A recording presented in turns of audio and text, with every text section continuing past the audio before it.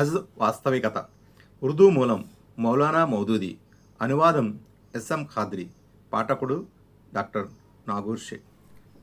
అనంత కరుణామయుడు, అపార కృపాశీలుడైన అల్లాహ్ పేరుతో. అజ్ అరబీ భాషలో అజ్ అనే పదానికి యాత్ర అని అర్థం.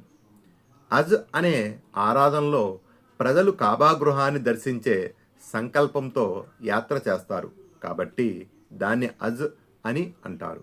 అజ్ ప్రారంభ గాథ అత్యంత గుణపాఠం గరిపేది. మొదట ఈ గాథను ఏకాగ్ర చిత్తంతో వింటే గాని అజ్ వాస్తవికత ఏమిటో బాగా అర్థం కాదు.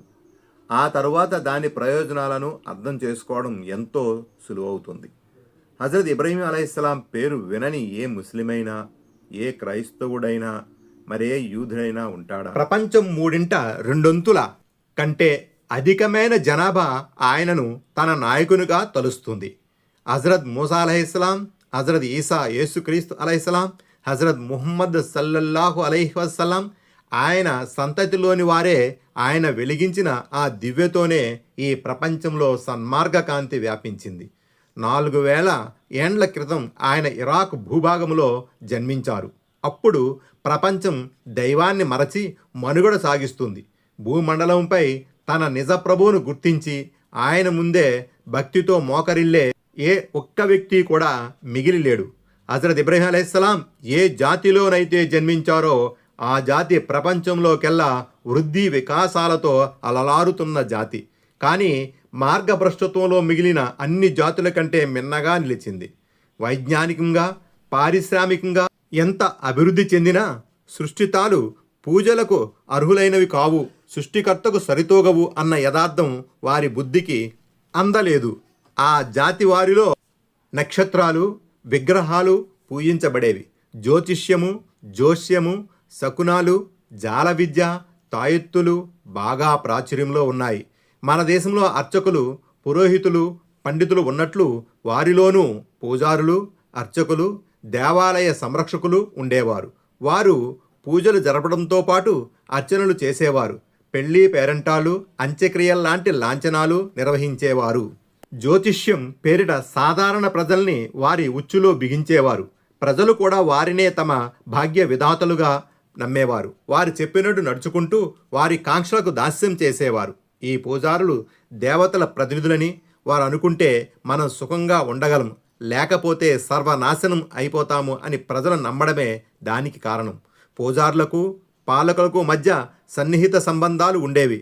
అమాయక ప్రజల్ని పూజారుల సాయంతో పాలకుల అండదండలతో పూజారులు తమ దాసులుగా చేసుకుని పబ్బం గడుపుకునేవారు.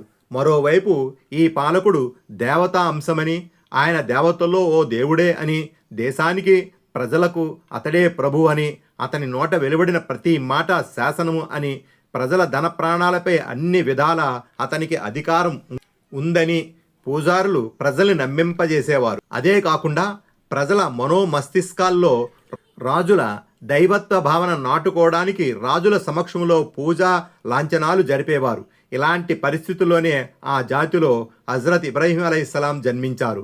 ఆయన పుట్టిన కుటుంబం కూడా ఆ పూజారుల కుటుంబం కావడం విశేషం. ఆయన తండ్రి తాతలు స్వయంగా ఆ జాతికి పూజారులు, పండితులును.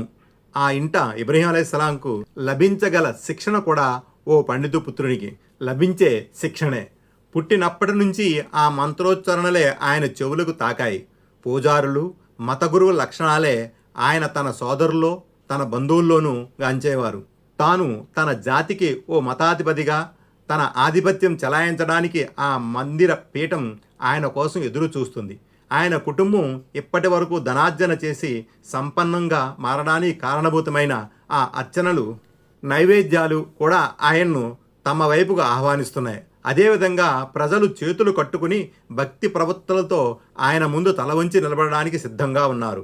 ఆయన కూడా తన సంబంధాన్ని దేవతలతో ముడిపెట్టి జోస్యంతో సామాన్య రైతు మొదలు మహారాజు వరకు ప్రతి వాణ్ణి తన మతాధిపత్యానికి దాసునిగా చేయగలడు. ఇలాంటి అంధకార బంధురమైన సమాజంలో ఏ ఒక్క వ్యక్తి కూడా సత్యాన్ని ఎరిగినవాడు, నమ్మేవాడు లేడు. అలాగే సత్యకాంతి లభించే ఏ ఆశ లేదు. అలాంటి సమయంలో ఎనలేని వ్యక్తిగత లాభాలు, కుటుంబ ప్రయోజనాలను కాలదన్ని కేవలం సత్యం కోసం సకల కష్ట నష్టాలను స్వీకరించడానికి ఏ సామాన్య వ్యక్తి అయినా సాహసించగలడా? అయితే హజరత్ ఇబ్రహీం అలైహిస్సలాం సామాన్య వ్యక్తి కారు. ఆయన వ్యక్తిత్వమే వేరు. ప్రాజ్ఞత రాగానే ఆయన ఆలోచనా జ్ఞానం కూడా పెరగనారంభమైంది. ఆయన ఇలా ఆలోచించనారంభించారు. దాసుల్లో పరిభ్రమించే ఈ సూర్యుడు, చంద్రుడు, తారలు, మనిషి తన స్వహస్తాలతో చెక్కిన విగ్రహాలు, మనలా జన్మించిన ఈ రాజులు ఎలా దేవుళ్ళవగలరు? తమంతట తాము కదలలేనివి, తమను తాము కాపాడుకోలేనివి, తమ జనన మరణాలపై సైతం ఎలాంటి నియంత్రణ లేనట్టివి ఎలా దేవుళ్ళవుతాయి? మనిషి వాటి ఎదుట భక్తి ప్రవత్తులతో తల వంచడానికి, మొక్కడానికి, వాటి శక్తికి భయపడడానికి, వాటిని సేవించటానికి వాటి వద్ద ఏముందని? భూమి ఆకాశంలో కనిపించేది, మనకు తెలిసినది ప్రతీదీ తమ అవసరాలకు ఇతరులపై ఆధారపడేదే. వాటిలో ప్రతీదీ ఏదో ఒక శక్తికి లోబడే ఉంది. ప్రతీదీ ఎప్పుడో ఒకప్పుడు పతనానికి గురి కావలసినదే. అలాంటప్పుడు వీటిలో ఏదైనా దైవం ఎలా అవుతుంది? వీటిలో ఏది నన్ను సృష్టించినప్పుడు, దేని చేతిలో నా జనన మరణాలు కానీ లాభ నష్టాలు కానీ లేనప్పుడు, దేని దగ్గర నా కోరికలను తీర్చే బలం కానీ ఉపాధి కానీ కల్పించే శక్తి కానీ లేనప్పుడు నేను ఎందుకు వాటిని ప్రభువుగా స్వామిగా తలచాలి? వాటి ఎదురుగా ఎందుకు భక్తితో తల వంచాలి? అందరినీ పుట్టించినవాడు, ప్రతి వారికి ఆధారభూతమైనవాడు, అందరి జనన మరణాలు లాభ నష్టాలకు మూలమైనవాడు ఆయనే నా ప్రభు స్వామి.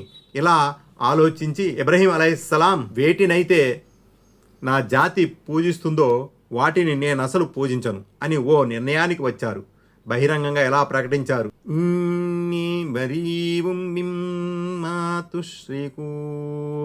దైవత్వంలో మీరు వేటినైతే భాగస్వాములుగా చేశారో వాటితో నాకు అసలు సంబంధం లేదు. ఇన్ని వజహతు వజహలిల్లజీ ఫతరస్ సమావాతి వల్ అర్ద్ అనిఫవమా అనా మినల్ ముష్రికీన్. నేను అన్ని వైపుల నుండి ముఖం తిప్పుకొని ఏకోన్ముఖుణ్ణై ఈ భూమి ఆకాశాలను సృష్టించిన సృష్టికర్తనే నా ఆరాధనల కోసం ప్రత్యేకించుకున్నాను. నేను దైవత్వంలో ఎవరినీ భాగస్వాములుగా కల్పించేవాణ్ణి ఏమాత్రమూ కాను.